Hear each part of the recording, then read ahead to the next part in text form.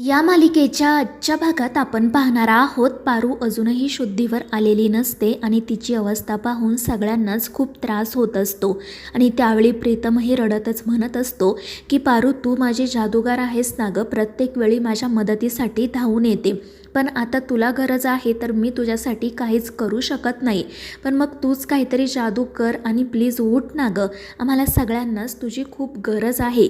तुझी ही अशी अवस्था आम्हाला नाही ग बघवत. आणि मग त्यानंतर त्याला रडू येतं आणि त्याचवेळी गणी धावतच आदित्यकडे जातो आणि त्याला म्हणू लागतो की आदित्य सर, माझी तायडी तर तुमची बेस्ट फ्रेंड आहे ना, मग तुम्ही तिला सांगा, ती नक्की जागी होईल. तुम्ही सांगा ना तिला की पारू चल आपल्याला बाहेर जायचं आहे. मग बघा ती कशी डोळे उघडते येते. आणि हे ऐकून आदित्य रडतच गणीला जवळ घेतो. तो गणीला समजावत म्हणत असतो की काही काळजी करू नको, तुझी तायडी ना आता आराम करते, तिला लवकरच जाग येईल आणि एकदा का तिला जाग आली की मग आपण दोघे मिळून तिच्यावर रागवू.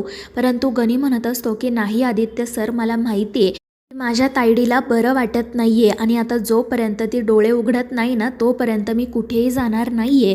जर ती मेली ना तर मी सुद्धा मरून जाईल. आणि गणीचं असं बोलणं ऐकून सगळेच जण घाबरून त्याच्याकडे पाहू लागतात. प्रिया त्याला समजवण्याचा खूप प्रयत्न करते आणि म्हणते की चल आता आपण घरी जाऊ, पण गणी काही घरी जायला तयारच नसतो. तो सतत पारूकडे पाहत रडत असतो, पण प्रिया त्याला व्यवस्थित समजावते आणि कशीबशी घरी घेऊन जाते. दुसरीकडे मारुती अजूनही जेलमध्येच असतो. त्याला पारूची खूप आठवण येत असते, स्वतःच्या कृत्याचा पश्चाताप होत असतो आणि तो सतत रडतच असतो.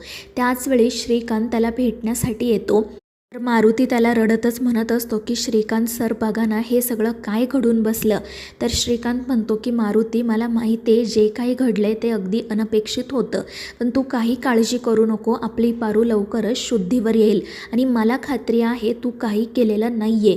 या लोकांनी तुला चौकशीसाठी इथे आणले, पण काळजी करू नको, एकदा का पारू शुद्धीवर आली आणि तिने जबाब दिला तर तुला लगेच हे लोक सोडतील. आणि हे सगळं काही ऐकून मारुती त्याला विचारतो, म्हणजे पारू अजून शुद्धीवर आलेली नाही आहे का. आणि त्यावर श्रीकांत खाली मान घालूनच नाही म्हणतो. त्यामुळे मारुतीला खूप त्रास होतो. दुसरीकडे अहिल्यासुद्धा काळजीतच असते आणि मग ती गुरुजींना कॉल करते.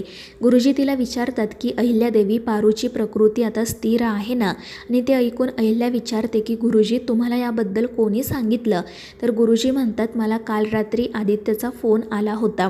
आणि हे ऐकून अहिल्या त्यांना विचारते की तुम्ही पारूच्या बाबतीत भविष्यवाणी केली होती, ही गोष्ट खरी आहे का. आणि त्यावेळी गुरुजी म्हणतात हो अहिल्यादेवी, आणि त्यावेळी मी त्या मुलीला समजवण्याचा खूप प्रयत्न केला, पण तिला किर्लोस्कर कुटुंबाच्या सुखापुढे दुसरं काहीच दिसत नव्हतं. ती तुमच्या कुटुंबाच्या सुखासाठी, आनंदासाठी स्वतःचा देहत्याग करायला तयार झाली. मी तिला सगळ्या गोष्टींची कल्पना दिली होती, पण तिने माझं ऐकलं नाही. आणि हे सगळं काही ऐकून अहिल्याला खूपच वाईट वाटतं. पण मग ती गुरुजींना सांगते की मी पारूला काही होऊ देणार नाही, तुम्ही महामृत्युंजय मंत्राला सुरुवात करा. आणि त्यावर ते गुरुजीसुद्धा हो म्हणतात. दुसरीकडे आदित्य अस्वस्थपणे हॉस्पिटलमध्ये फेऱ्या मारत असतो आणि तितक्यात त्याला सारंगचा व्हिडिओ कॉल येतो. आदित्य रडतच त्याला म्हणू लागतो की सारंग बघ ना यार, हे काय होऊन बसलं. आणि त्यावेळी सारंग त्याला समजावतो, त्याला धीर देत म्हणतो की आदित्य काळजी करू नको, मला सगळं काही समजलं आहे आणि पारू लवकरच शुद्धीवर येईल, तिला काही होणार नाही.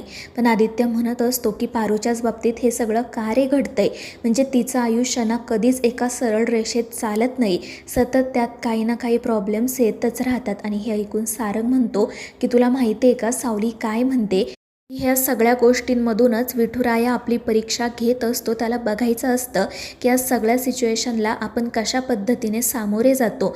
त्यामुळे तू काळजी करू नको, धीर सोडू नको, विठुरायाच पारूला या संकटामधून बाहेर काढेल. आणि ते ऐकून आदित्य रडतच हो म्हणतो आणि फोन ठेवून देतो.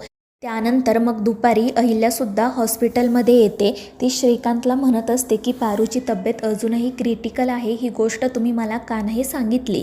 आणि त्यावेळी श्रीकांत आणि प्रीतम काहीच उत्तर देत नाही, फक्त खाली मान घालून उभे राहतात. तर अहिल्या त्यांना मारुतीबद्दल विचारते आणि त्यावेळीसुद्धा श्रीकांत खोटंच बोलतो की मारुती आत्तापर्यंत इथेच होता, पण मी त्याला घरी जायला सांगितलंय. कदाचित तुमची थोडक्यात चुकामुक झाली असेल आणि हे ऐकून अहिल्या म्हणते की ठीक आहे, पण मला आता पारूला भेटायचं आहे. आणि मग ती सरळ आतमध्ये जाते. तर त्या ठिकाणी आदित्य पारूच्या पायांशी झोपलेला असतो आणि त्याला पाहून अहिल्याला खूप वाईट वाटतं आणि मग ती डॉक्टरांना विचारते की मी ते थोडा वेळ थांबू शकते का. त्यावर त्या हो म्हणतात आणि निघून जातात. आणि मग अहिल्या पारूच्या जवळ जाऊन बसते. ती पारूकडे पाहत म्हणत असते की पारू, अगं इथे अशी का झोपून राहिलीस तू? मला तुझी किती गरज आहे माहिती आहे ना तुला. तुझ्यामुळे माझी सगळी कामं खोळंबलीत. चल बरं आता पटकन उठ. आज तू माझ्यासोबत नव्हती तर माझी देवपूजासुद्धा अर्धवट राहिली. श्रीकांतने गोळ्यासुद्धा घेतल्या नाही. तुला तर माहिती आहे ना, तुझ्या आवाजाने माझं घर जागं होतं आणि तुझ्या सहवासानेच ते घर फुलतं. जर तूच आमच्यासोबत नसशील तर मग कसं चालेल बरं. आणि मग त्यानंतर ती पारूसोबत खूप गप्पा मारते. तिला सांगते की पारू, तू मला देवी आई म्हणते ना गं, मग मी तुझ्या आईसारखीच झाले. आता आई सांगते म्हणून तू लवकर बरी नाही का गं होणार.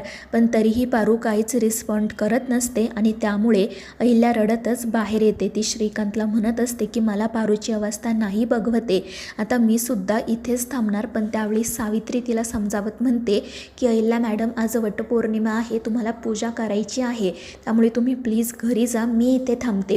पण अहिल्या काही ऐकायला तयारच नसते. पण सावित्री शेवटी तिला समजावते आणि मग अहिल्या, श्रीकांत आणि प्रीतम घरी जाण्यासाठी निघतात.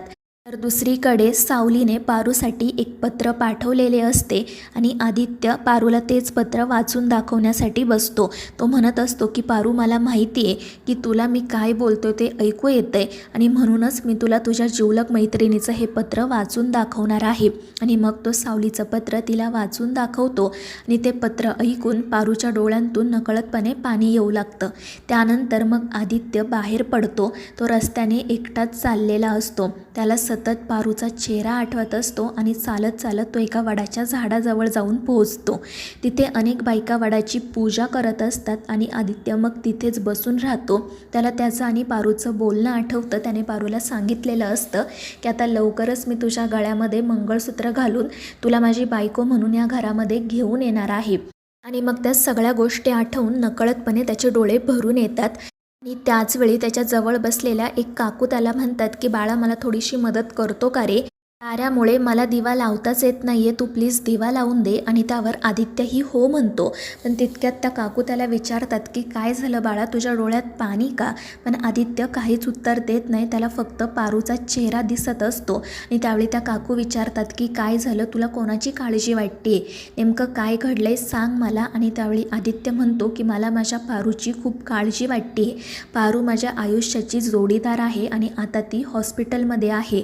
मला तिच्यासाठी काहीतरी करायचं आहे, कारण मी तिला स्वतःपासून दूर नाही जाऊ देऊ शकत.